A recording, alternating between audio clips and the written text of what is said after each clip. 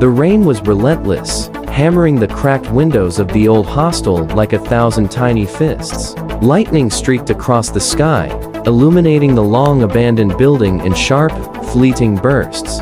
Ao's shoes squelched in the muddy courtyard as he stepped closer, each step echoing in the emptiness.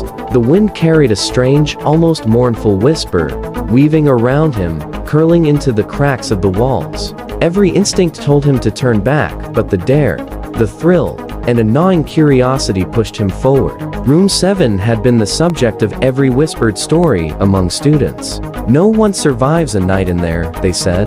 Doors slam shut on their own. Shadows move against the walls.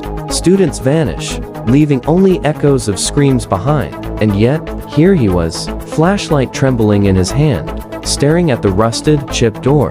The number 7 was scrawled unevenly, almost as if it had been scratched by fingernails. A cold draft slipped under the gap beneath it, carrying a faint, chilling smell: old wood, dampness, and something metallic. Ao paused, pressing his back against the wall. The corridor behind him was dark, endless, twisting like a snake ready to coil. The floorboards groaned under his weight, each sound amplified, bouncing back from the walls like a warning. And then, he heard it. A soft sob, almost imperceptible, but unmistakable. It wasn't the wind. It wasn't the storm. Someone or something was crying inside. Shaking, Ao pushed the door. It creaked, the sound echoing like a scream in the empty hallway. The room beyond was shrouded in darkness, dust motes floating in the flashlight's thin beam. The air was icy, biting at his skin, making goosebumps rise on his arms. Every shadow seemed alive, flickering and stretching across the walls.